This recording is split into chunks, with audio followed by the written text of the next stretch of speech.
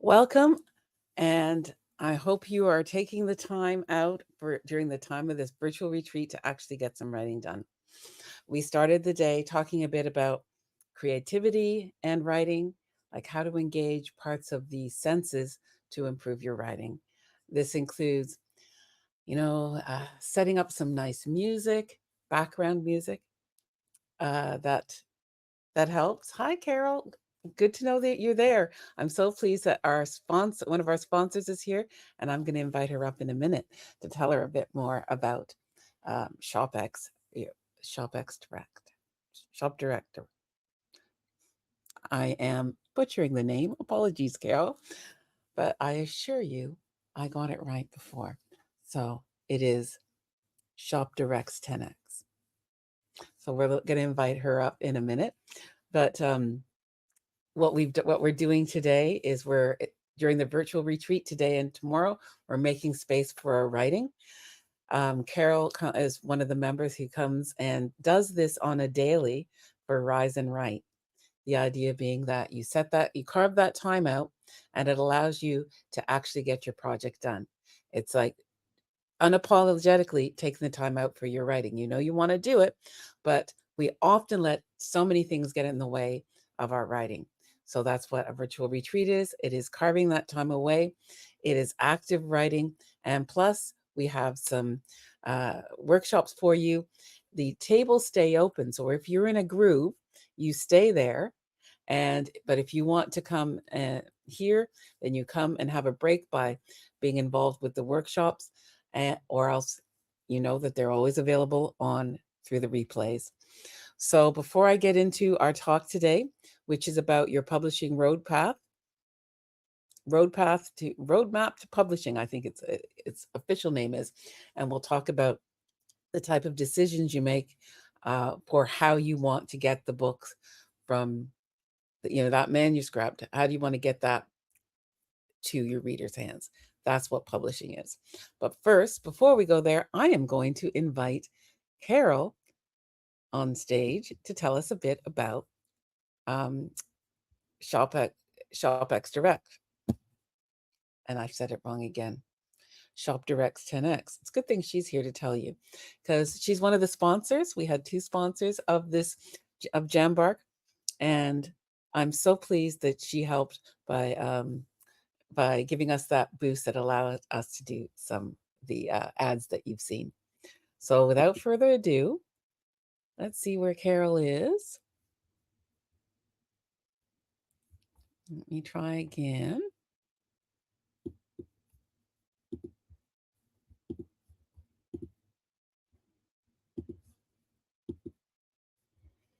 I'll see if I can get Carol in.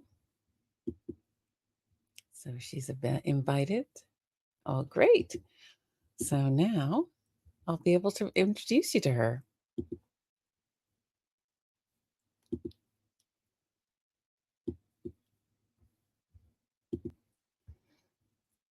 Welcome, Carol. Well, welcome. I'm just trying to see why I can't find a camera.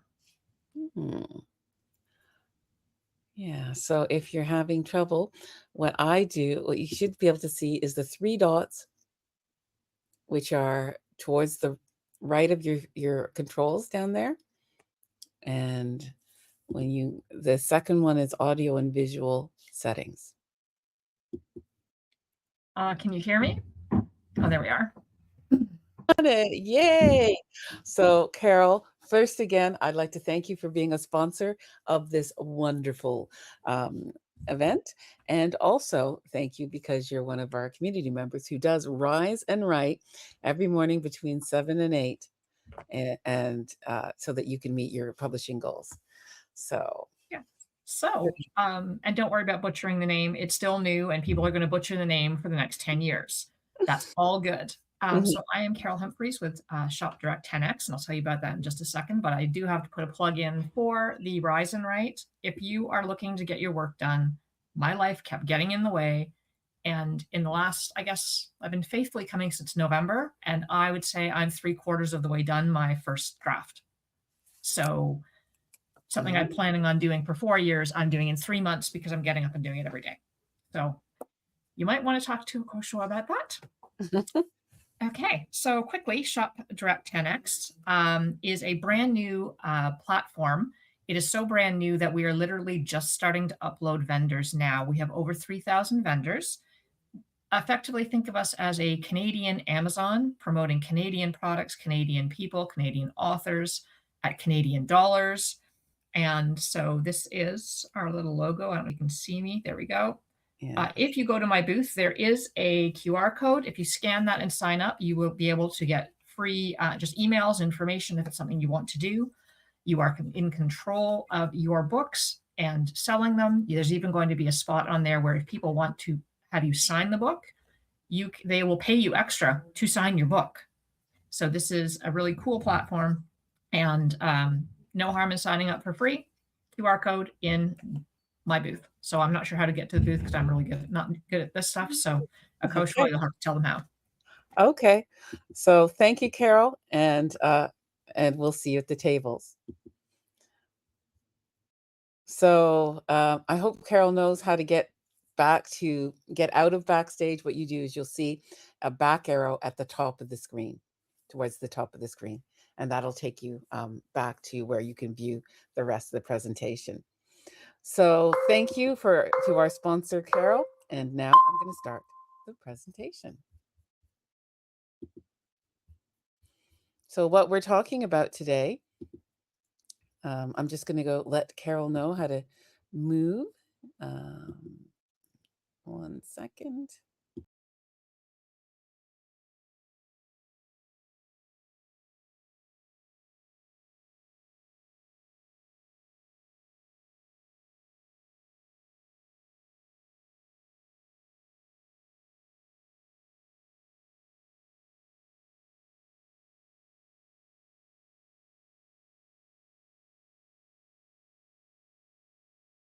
Okay. Thank you for your patience. I had to direct Carol how to get from the stage and down the stairs, to the virtual stairs, back to the audience. So thank you for that. So today, what we're talking about now is our publishing roadmap. So it's like how you make the choices between, oh, and I put that right over my face. Look at that. Traditional, hybrid, and self-publishing. Because your story matters. You're going to choose your path so you can build your plan. So there are 3 main publishing paths. There's always like variances in them. And especially there's some things happening within the traditional field. But the idea is that you want to get your book into your reader's hands. And so these are the 3 main paths of doing so. There's no right way to publish a book. It used to be that really the only right way was considered traditional. And before there was the advent of the technology that allows hybrid, well, really self-publishing, what there was traditional and so-called vanity presses. And vanity presses released books in a similar way to traditional, but they were kind of looked down on. And that's why they were called vanity presses. We're not talking about vanity presses today. We're talking about traditional, hybrid, and self-publishing. And so some people think, is hybrid a real thing, or is it just vanity? We'll talk about that. So my goal is to give you a clear roadmap so you can stop spinning in questions like, should I self-publish or traditionally publish? Is hybrid a real thing? Do I need Amazon, Ingram, a website? How do I know what's right for me? And I'm also going to give you a simple decision tree. Very simple because it's very rough, but I have a prettier one that I'll send to you afterwards. So you can choose a direction with confidence, because a decision creates momentum. Because if you kind of have an idea of which paths you're considering, then it kind of at least takes away those questions that get in the way and create those cogs in the wheel when you're trying to get things done. So at this point, there's the books, often the books that are done in each of those ways look exactly the same, or that's the aim.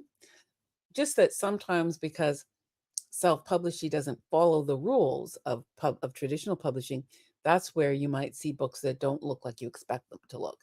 But uh, typically a well done book in each of those paths isn't discernible from each other. They're not discernible. You can't tell one from the other.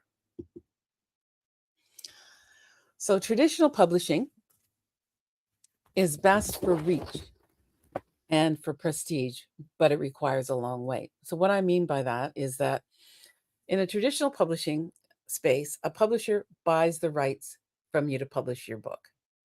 And then they give you at that point an advance on sales. So publisher might decide, okay, if I buy this manuscript, I envision I will sell 100. I'm just going to make up it for our math to make it easy. 100 of them. So I will give them based on the percentage, which might be say 10% of the sales price. So I'm going to give them $10 for that, or no, that would be 100. I don't know. My math is bad today. So if it was 100 books priced at $10 each, that'd be $1,000, and 10% of that would be $100. So I should have done a slide with the math. And in my book, which I'm going to talk about later, it does have the math in it. But definitely, that's what happens. They give you an advance, and then when you sell past that advance, like when they sell more than the 100 books, then you start getting royalties. And what they purchase is the right to publish your book. So that means you can't then go and put it up in other places yourself. The publisher has that. And so the big five publishers include the ones you've heard of, like Simon and Schuster and Random Pub, and they keep buying each other up. So it's Penguin, Random House. That's why there's only five now. But there's also within those five so many what's called imprints. So Penguin Random House might have 25 smaller publishers that you don't even realize are actually part of Penguin Random House. But the big five, there's five of them there, and then they have lots of what's called imprints, and then there's lots of smaller independent presses. In Canada, we know Dundurn and Coach House, Groundwood Books, Anik Press. There's lots of them, and well, not lots of them, but still there are quite a few of them. And then there's ones that are even less well known than those. So there are lots of places where you can, which operate on the traditional publishing model, which is that they buy your rights to publish, and then they give you money. Typically, there's an advance. Sometimes there's not an advance, and it's entirely on royalties. The reason that they're best for reach is that they're long established companies, and they have distribution markets all sorted out. They're the ones you see in Indigo. You see very few self-published books actually get on the shelves in there, and very few hybrid books get in the shelves in there. Most of those are published by traditional publishing houses. And at another time, we can talk about how, if you choose those, you can still get in those places. But if you want to get there without even having to think about it and have to make all these strategic plans, then traditional publishing is the way to get into that kind of system where your books get into the bookstores like that easily. Of course, the reason why hybrid and self-publishing are options now is that a lot of people do buy their books online, which gives you some leverage, because as if you choose anything but traditional, it's harder. It's not impossible, but it is very difficult to get your book in bookstores. What people love about traditional is that they have strong credibility, the possible bookstore placement. Because even then, you can imagine there's, like, of all the books published, not all of them are even in the bookstore. It's very valuable real estate, but still, it's very possible that you can get bookstore placement, at least even for the season when your book is new. And this prestige and reach makes it easier to get media opportunities. And you're not going to play for the final stages of getting the books ready, like design. You'll still have to pay for editing, because the book has to be strong in order for them to select it. And typically, what happens with the big five, at least, is that you need an agent. The agent's the person between the middleman. The agent is you don't contact the big five directly, but there are lots of other publishing houses, traditional ones, that you can contact directly in Canada, at least. And so first you have to have an agent select you as a client, and then the agent is the one that does the selling to traditional publishing. Agents get paid 15% of whatever you make, so they're very incentivized to work hard for you and make sure you get the best contract ever, and also to make sure once you do get the contract that they're going through everything and making sure that that publisher hasn't stiffed you a penny, because it's in their best interest. They are not allowed to charge you anything else. Uh, you know, there like a lot of agents might like work have like side gigs where they do support in other ways, or where they are lecturing or something, but typically an agent will not charge you anything up front. It's that 15% only when that book sells. So if they don't sell your book, they get no money, which means they're really, really, really careful about the books they're going to put behind them, that they're going to champion, because traditional publishing takes a long time. It often takes between 18 to 24 months or more, and that's from deal to release. So before you get to the deal, you've got to get that agent, and that agent's got to get you ready for them to pitch it and sell it. So you can add, sad to say, 6 months to a year to that 18 months if you're talking from the manuscript being ready to it getting out there in the world. And so it is a lot slower than people expect. And you give up control. But, I worked in traditional publishing a lot, and there's a lot of people who, will diss traditional publishing because they'll say how it takes control from you. But you're working with people whose whole jobs and the expertise they have in traditional publishing is amazing. And so, yes, you give up some control. So, for example, you're not going to be involved in the cover design. They'll give you the samples, and because they want you involved, because you're still the face of the book, but definitely they have the last say in the cover design. They can change your title. They will change your title.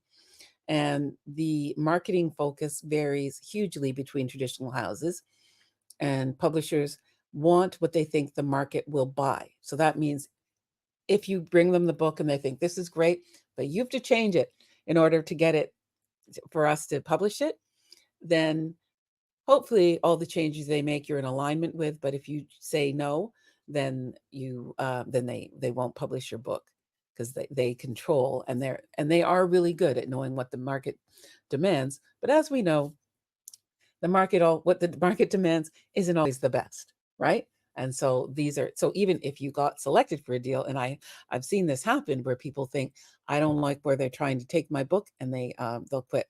They'll take it, they'll remove it. I remember this one case where I'll watch the time, where someone, she was so happy she got a book deal for her book, which was called The Cake That Jack Ate, and it was about her grandson and a birthday cake and all the surprises and whatever. But when she got the book, she saw that the publishers made Jack a dog, and she wasn't very happy. She did get her book out there, and she did have a publishing deal, and she got and that prestige and everything. But they made that that decision for her. And I was speaking mainly to the publishers, who talked about how they had to manage that situation. So I will answer your question, Linda, as soon as I get to the hybrid section, but that's a very good question. So traditional publishers are great for authors who are willing to wait, want that broad distribution potential, can handle rejection and long waiting timelines, and are willing to collaborate and compromise. And so those are the ones who make the big bucks. It tends to be, there's a lot of self-publishing books that have made a lot of money, but so for example, if you're trying to make $10,000 in publishing, just say as an example, so the math is simple, you would have to sell 10,000 traditional published books, but maybe only 3,000 books if you're self-publishing. However, sometimes it's easier to sell that 10,000 books because of the reach that traditional publishers have. So next, next we'll talk about hybrid publishing. Hybrid is doing it with a team. So you're not doing it alone. You don't have to wait 18 months plus a year, 18 months from the time you get a deal, plus likely a year before that. So, that you can do it at your quality and speed. You don't have entire control of the speed, but certainly it is a lot faster. So hybrid is the middle path that many authors don't usually understand as much, and that's why it gets misrepresented.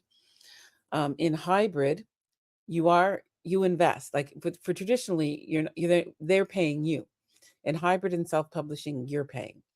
So in this version, you invest up front, but in exchange, you get professional editing, professional cover design, and you get more choices and stuff like that. You get the book design, the interior design, project management.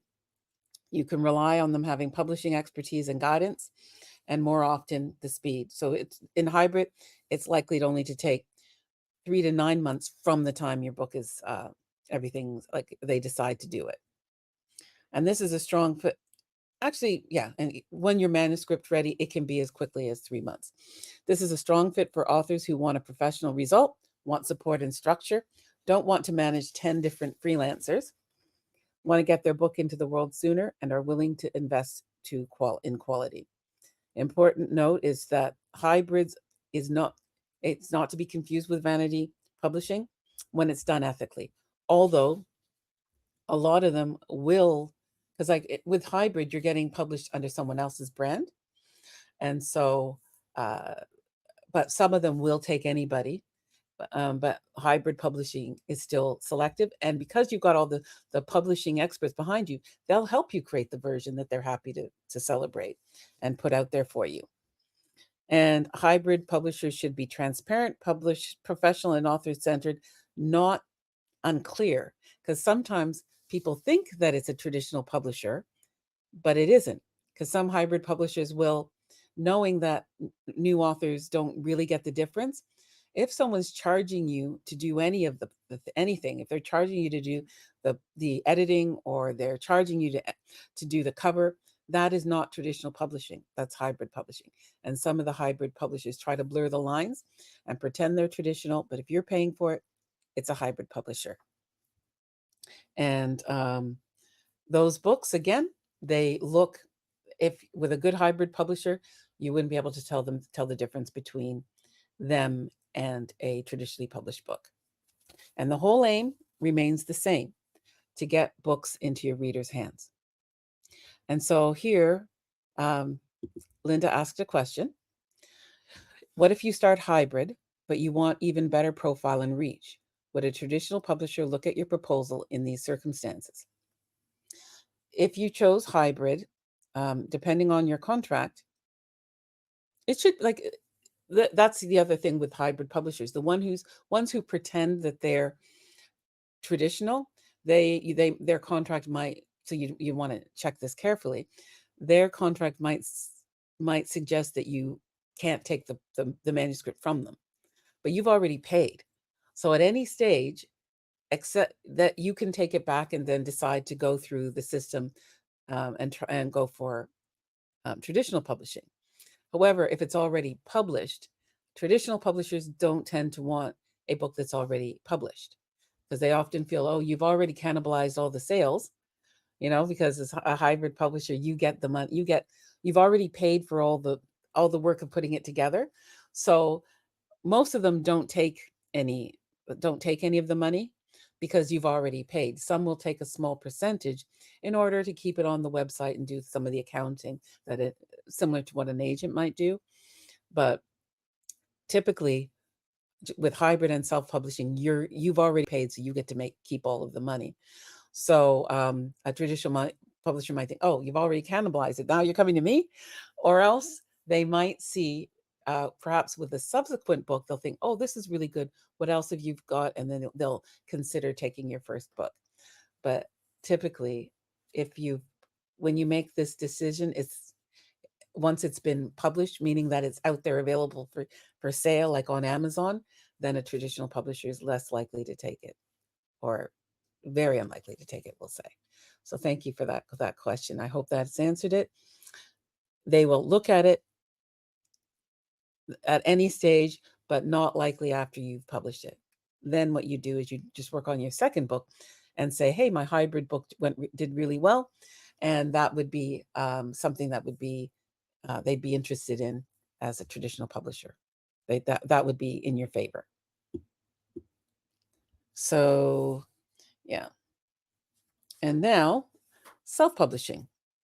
This is where you do it yourself. It's best for control and speed because you do everything. You decide if you're going to use any support and who you're going to use. The goal is always to get a great book in your reader's hands. And so self-publishing is, you can get it out as quickly as you want. You can get it out in 10 minutes because with and that's part of the problem with self-publishing because Amazon, they do a sweep for typos, but that's all. They're not going to look very much at the quality. They have other things especially because of how popular publishing through Amazon is. So they have, like if your book is very short, they'll publish it under Amazon Kindle Shorts, I believe. So Maxine would be better at knowing a bit of the kinds of ins and out of Amazon's publishing, but definitely self-publishing as a vehicle of publishing is powerful because you own the process. You choose the team, you control the timing, you keep more of the profits for sale, and you can publish in multiple formats quickly. With traditional publishing, they usually have this. I mean, before they don't even bother with hardcovers as much anymore, but they put the hardcovers out for like 6 months to a year, and those big books that you're dying to read, but it's only in hardcover, and it's like twice the amount it'll be, $40 and more. And then it'll be like 6 months to a year later when they release the paperback format. And then usually the ebook comes out around the same time, but you'd have to wait some time for the audiobook as well. When you self-publish, you can release them all at once. But self-publish also comes with a great deal of responsibility because as the publisher, you manage the editing, you manage the design, you manage printing and distribution, you manage files and platforms, you manage the launch plan. And it's a great fit for you if you've got a great and strong vision and you like control and you're willing to learn or hire help and are ready to market consistently. And something important here, self-publishing doesn't mean doing it all alone. It just means you're the one steering the ship. So you can hire whoever you'd like to help you to do it. And in terms of what self-publishing, what it looks like, again, we've seen some really poor, the books you've seen that look self-published are the ones that are self-published generally. You've seen them out there, but with help and you can produce a book that looks as good or better than a lot of the ones that are done for traditional publishing. Because traditional publishing, I've seen that they cut corners now.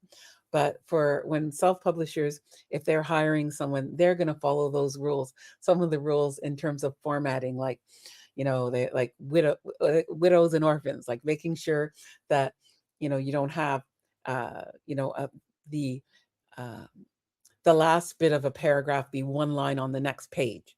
You don't want that. You want 2 lines at least of the last paragraph on the new page. There's all these formatting rules, which for traditional publishing, you see books and they don't even bother with those kind of rules anymore. But certainly, if you're hiring people, you've got you have a lot more control over everything as a self-publisher. So yes, a lot of them are a lot of the ones that gave self-publishing a bad names are those ones where someone didn't hire an editor, full of typos. You open it and it just looks bad. Amazon will allow you to upload a Word document and those aren't necessarily formatted like a book. And so typically you want it professionally, the formatting to be done inside professionally. But um, I'm smiling because I'm seeing Mojgan's comment, and I'm going to use her as an example now. So, as she mentioned, that we did her first book. I worked with her on her first book, which was Ballet of Swallows, and at that time we knew that there was an agent interested, but she was impatient. She didn't want to wait 18. It already had taken a long time to get her book out, and so that was done so well that agents were interested, but she was impatient. She wanted it out right away. And I can understand, once that book, you've waited so long to get it out, it's finally ready, and you're thinking, now you're saying I should wait 6 months for an agent to say yes, and then when they sell it, which might take another 3 to 6 months, then I have to wait 18 months to 2 years to see it in the shelves and to get copies in my hands? No way, said Mojgan and a lot of my clients. So she's not. But however, as she says here, she's more patient for her second book. And, we had the conversation with the agent, like, would they buy the first one? It's like, no, that one's already published. However, if this second one does well, then they might consider the first one, because if the second one does really well through traditional publishing, then people will be so interested in hearing from Mojgan that the publisher will be pushing her for her third book, and they'll also then consider her first book. But really, they're not going to look. The traditional publishers are not going to look at this one.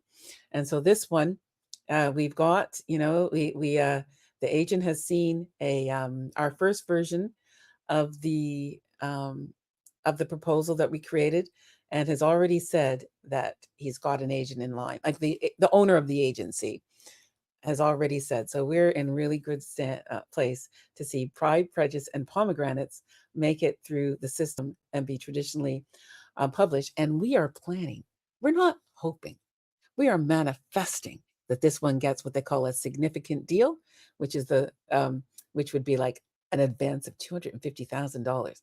Then, Mojgan, you're definitely taking me on a cruise. But anyway, that's our plan for Pride, Prejudice, and Pomegranates. And hey, you've seen it here. She said yes. So that yes, and I will. So that is now documented. So we are manifesting great things for this book. And that's a typical process that, your first one, if you're in a rush to get it out, then know that can't then be published by a traditional publisher right away. The second one, you're even better at it now. When you're doing your second, your skills have improved and you've got more connections. And so that's why we think that hers is in a great place to achieve what her goals, which is traditional publishing. And we all have different goals. And so, and self-publishing and hybrid are very great options, for the reasons described. And if you have any other questions about that, let me know. So I created this, yeah, this very mess, because my other one wouldn't fit here nicely. So I just, yeah. So this one is crappy, but I have a much prettier one about how you decide. So I'm just going to go through this. So which path best suits me? So first you ask, okay, do you want a publisher to acquire your book? Meaning they fund the production, they lead distribution, they decide timelines. If you say yes, traditional may fit. But then ask yourself, are you willing to wait? Traditional takes patience, long timelines. So if you say no, traditional might frustrate you, even if you want it. So then the next question is, do you want a professional team, but faster? This is where hybrid shines. And so if you say yes, then you might choose that. But if you say no, because here's the next question, do you want full control and maximum speed? That's where self-publishing shines. The takeaway is most authors don't fail because they choose the wrong path. They struggle because they choose a path they don't understand. And so if you're stuck and you want to exhale, if you're stuck, it's just you have to learn more about which path suits you. And so how do we fit in? So um publishing, I know it feels like a maze, especially I showed you one just a minute ago, didn't I? That decision tree. And so we support authors at every path. So some authors come to us with just an idea and they need coaching and structure. Some come to us with a finished manuscript and they need editing. Some want help choosing the publishing route, so they want support right through publishing and marketing. And some want full support right from the idea right through, and we help them all. And because we offer book coaching, so your book becomes a book with a very clear structure. Editing, so your writing is strong, readable, and ready. Publishing experience, so you understand the formats, platforms, distribution, and timelines, and launch foundation. So the book is positioned to succeed right from the start. And so, because like I know the overwhelm is often because of a lack of knowledge. And so that's what the summit is, to give you that knowledge. And even so that you can ask better questions and even figure out what, because it's almost like you're overwhelmed because you don't even know what you don't know. And so reach out to me, and I'm happy to answer any of your questions and even help you decide which of the paths you want to take. Because your story matters. And today we're writing community and building momentum. And as we get to this practical bit, I'm available. Like there's a one-to-one table, and I'll just sit there. If someone else is there, if it's Maxine, come anyway, or Pindo, come anyway. But if it's someone else, then the space is occupied. But otherwise, come and ask your questions, because we have another writing sprint later today. I think it starts at 3. So know that your story matters, and we help you get there whichever way. The thing is, with traditional publishing, you still need that strong manuscript edited, and then at that point, we can help you with the search for an agent as well. So I hope this has made it clearer. And if there's any questions, please let me know. We're gonna break and go to the tables for a bit before we go to the next session, which is more about learning your what, why, and who you want to publish for. Okay, I'm going to close this down. And if you'd like to join us at the table, you'll see us there. Thank you so much.